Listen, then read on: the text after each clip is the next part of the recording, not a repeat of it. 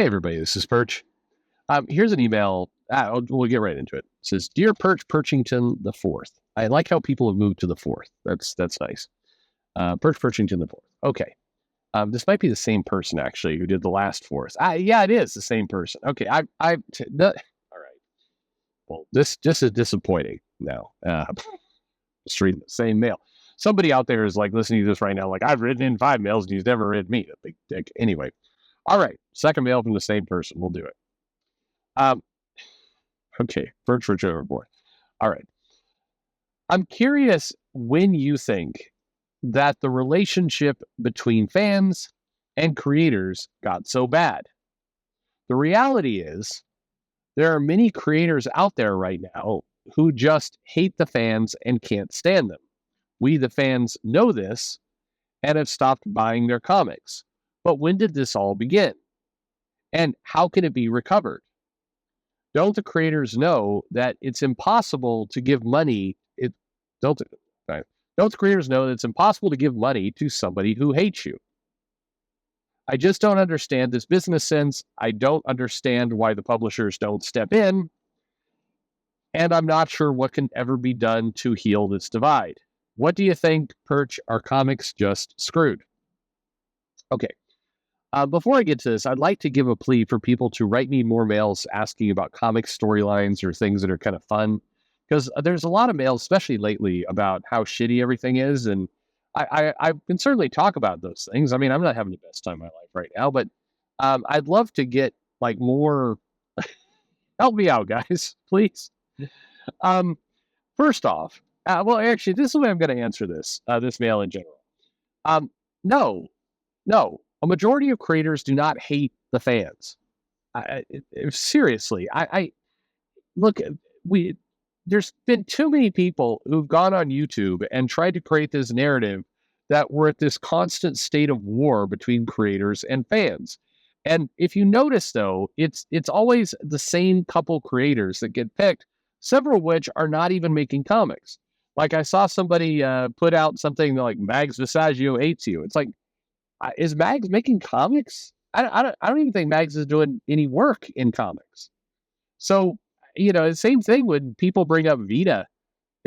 When was last time Vita did anything in comics? And more so, I understand that back like whatever it was, like 60 years ago, Vita had a ton of comics, and but even then they weren't main books. They weren't significant.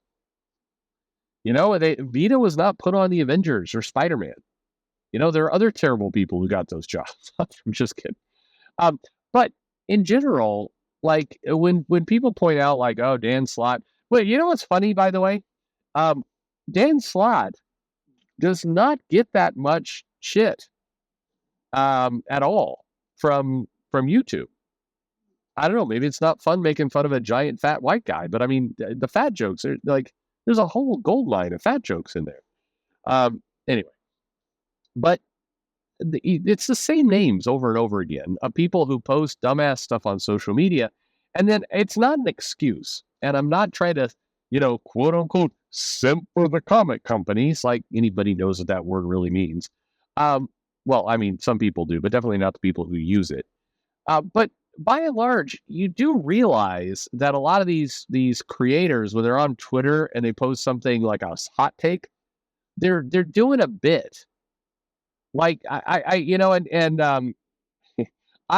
bag on Steve Orlando on a regular basis because it's funny to do so, and because I've met him in real life several times, and he's a nice guy. Legitimately, he's a nice guy. If you ever met him in real life, he's not an asshole. He's not a douchebag. Somebody else who's a nice guy who you wouldn't expect it from the blogs and tweets he does. Cena Grace. He's a perfectly pleasant guy in real life. If you go to a con and you go to tables, the vast majority of creators are going to be pleasant. Some of them will look bored and hot and like tired. You will get a lot of that. A lot of creators, keep in mind, especially a lot of artists, are used to relatively solitary life. And so they're going to these cons where they have to sit in, you sit in a convention on a, shitty folding chair behind a table with like the buzz and hum of fluorescent lights and just constant people and smells around you for 8 hours, you're not going to feel great. But, by and large, nobody is a dick. I mean, some of the people, there's been a couple people certainly at cons who have been dicks, but most of them are very pleasant, or just tired. That's the majority of what it is. But it is not true that creators are at war with fans and they're like like that doesn't make them good. There's plenty of creators who are not good, but the majority are perfectly pleasant. At a con in the last 5 years, the people who I think have been the biggest douchebags or annoyances have been, probably number one by a wide margin, probably Donnie Cates, who completely looked like he did not give a shit about being there and everything else. I mean, granted, he may still be irritated at me because I won't tell that story, but anyway, Tom King wasn't very pleasant. Jerry Duggan wasn't very pleasant, but these may have been one-off things. I've had people who've had really enjoyable Tom King experiences as a con, and I've had people have really lousy Tom King experiences as a con. When I say really lousy, I don't mean, yeah, he votes for the other person or any of that kind of culture war stuff, just not a nice person. But by and large, it's nice people at cons. Had a really good conversation with Art Adams last time I saw him. I had a good conversation with Kevin McGuire, with Jay Lee, always with Ben Templesmith. Ben Templesmith will invite me and I get to sit behind the table with him, and that always makes me feel like a special guy. And lots of other people. Philip Kennedy Johnson bends over backwards being a nice guy. I'm just listed the same. That Zub and Murphy and tons of people who are nice people.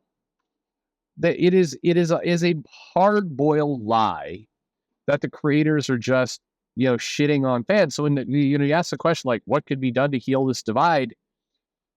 Not nothing.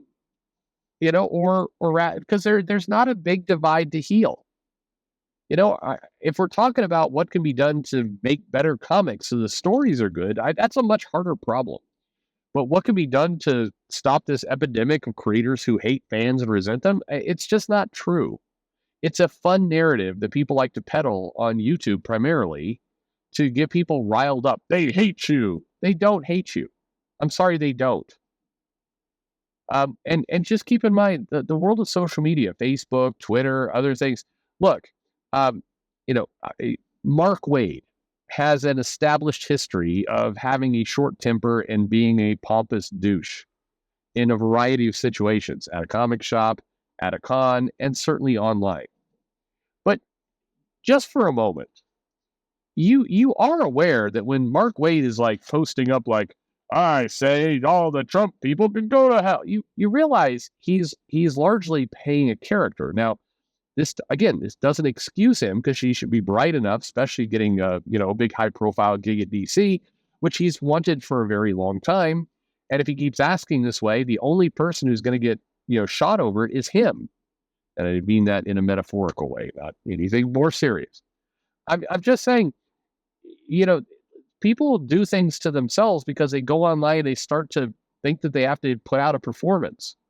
Rom V is a very kind of soft-spoken, nice guy in real life from all accounts that I've had with him. And online, he does silly things. Not big silly things. I don't get me wrong. I think he's a perfectly reasonable poster. But if you look at the way he talks, I like using him as an example because it's very different. Look at the way he posts tweets and then talk to him in real life, and it's a different person. I'm not sure, by the way, if Robbie even realizes this about himself, but a lot of people do it. They get online, they get on social media, and then they like, it's weird. People feel like they have to do a bit in the tweet, or they have to, I was talking to some folks and they said, why am I so amazing? And I said, I don't know. I was just born that way. And P.S. fuck Republicans. And they're doing a bit.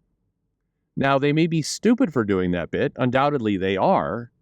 But it's not their core personality. If you meet at the con, the majority thing you're going to see from the vast majority of comic writers and artists and by all means, come on, come online and tell me otherwise.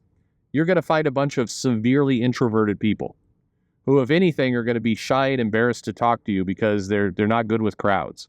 That's going to be the common thing you see. So I don't excuse people who are annoying assholes on social media, and some people really are wired that way. They truly are. But I interviewed Jeff Thorne a while back, like a long while back, and I desperately need to do it again. I am really enjoying his X-Force comic. It's easily my favorite of the new X launch, and I enjoyed his Green Lantern book. And I'm not going to bring this up again because I know several of you didn't, but I enjoyed it and I liked it, and I liked how it played to the past and everything else. None of it was fake when I said I enjoyed it. But he said at one point that he kind of enjoys poking people on Twitter because it's kind of fun. And I remember several people were like, "Oh, that's weird. Why would somebody enjoy poking people on social media?" And I'm like, really? Really?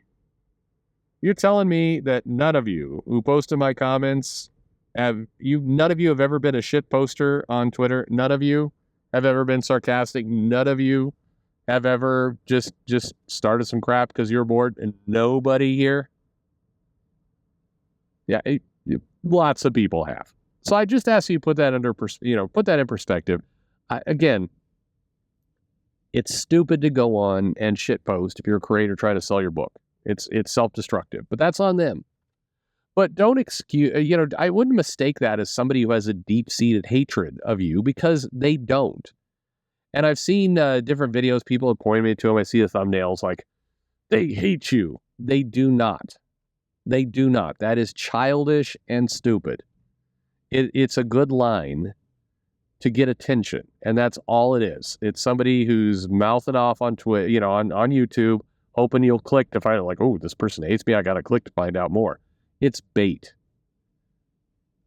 There's the majority of people don't think one way or another, but they're so. To the question, there isn't a impossible struggle to heal the divide, because the divide is largely illusionary. If you get people off Twitter and off Facebook and you get people into a Comic-Con, 95% of the people are going to have a good time, creators and fans. So that's what you pay attention to. What do you think? They hate me. No, they don't. Thanks for listening.